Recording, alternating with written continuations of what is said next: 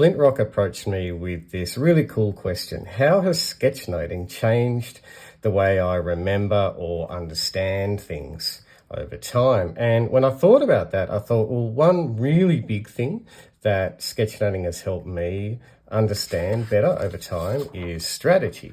Now, I'm a designer by background and I'm a facilitator these days, and I do a lot of drawing to illustrate strategy in particular. And I wanted to show you, I guess, the story of how I understood strategy a lot better at a deeper level through sketchnoting. And I know that any kind of visualization for me has three aims. We want to increase clarity, we want to increase connection.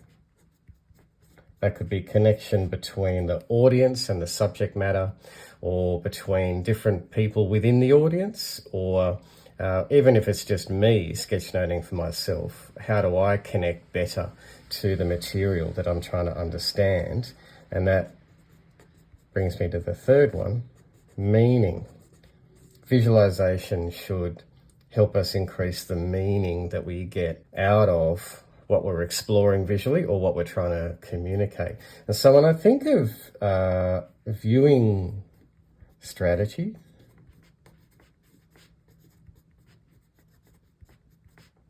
there's kind of three ways that I wanted to show you. Because these three ways really point to, I think, three different stages that I went through in my own, I guess, visual maturity, for the want of a better phrase. And the first one is just viewing strategy as an icon. In other words, I just need to draw a thing. What's the easiest way I can draw it, and just draw it? And I'm just drawing a bit of a chess piece here. So I can think of strategy as an icon, as a chess piece. Now, in some ways this works because it tells me a bit about what strategy is. Like, strategy is all about making choices. But as you can probably suspect, it's not really useful in any kind of business sense, because an icon by itself, and more importantly, the thinking behind why I would just want to draw an icon, it's just not enough. It's too generic, and it's also, I'm going to say, falsely reductive. By that I mean there's a lot of important information that is missing. And so icons are great often for telling us what something is, but it doesn't tell us what it means. So in other words, we're missing out on the meaning. We might have a little bit more clarity, maybe a bit of connection, but not enough about what it means. That's how I started, I suppose, when I had to visualize things, even as esoteric and as lofty and conceptual as strategy. And then the more I was facilitating, the more I guess encountered that strategy is a monolith. And what I mean by that is strategy tends to be experienced in big meetings and big strategy decks. And look, there might be images within those strategy decks.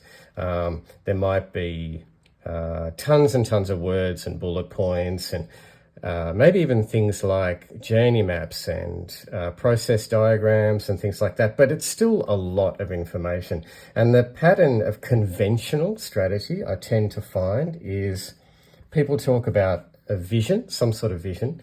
They have a massive amount of objectives. And then there's just this kind of hope in between. In other words, we wonder how we relate the objectives we're doing to the vision that we said we're gunning for. And I wonder if you've had that experience. And what this tends to mean is that when strategy is done like this and experienced like this, it's hard to understand. And because it's hard to understand, therefore it's hard to relate to. And when we find it's hard to understand and relate to, it's then hard to activate, either individually or collectively. And what I tend to find is when leadership puts strategy together conventionally, it's kind of viewed as this product to be sold rather than a process to be involved in. And so this monolith view of strategy always kind of left me struggling to understand a client's strategy, struggling to then communicate it. And because I'm a bit of a nerd for these things, I do like mind mapping. I like breaking any sort of system down into its composite entities and objects and the relationships between those entities. And so the more I kind of thought about that, the more I realized, I can approach strategy in the same way as well. And I found when I started to break it down into its composite objects, by sketching, then it started to make more sense to me. So what I mean is, as a designer, I always kind of put the customer at the center of whatever the work is that I was doing, whether I was designing a product, a service, even something more abstract like a strategy. And so I thought, well, who are the customers involved in this strategy? Who is the strategy serving? And being a good designer, of course, I always thought about, well, what problem are we solving? And there's always that connection between customers and the problem. And how are we solving that problem for the customers? Well, there's got to be some kind of offering, some kind of product or service or some sort of process that is meant to help these people solve this problem. The vision was still there, that's still important. And conceptually, I always sort of draw things that are more strategic up top, the vision. Now, what about the objectives? Well, the objectives, they're more tactical. And so I tend to draw those further down. So now we can still see there's these relationships where the offering we need to make for the customers breaks down into a set of objectives. And the more I started mapping out strategy as a system in this way, the more I realized that I can see it as a system. I can talk about the strategy as a system of these connected parts. And once I realized that, well, then I could bring in other things like the values. And there always seemed to be this connection between the values that an organization or a team went for that corresponded to the vision, like the change that they wanted to see in the world. And so if this is the future state, there's a purpose that would get them to that future state. And that was connected too. You can see where this is going, right? But I also realized through a lot of facilitation that it was always important to define how would we know we're successful? How would we know when we've gotten the vision? And that's why success metrics are really important. And lastly, who are the people who are going to create this offering for these people to solve this problem with these values and objectives? And by sketchnoting out the composite parts and seeing what relationships they are, this is how I kind of stumbled upon this system way of looking at strategy.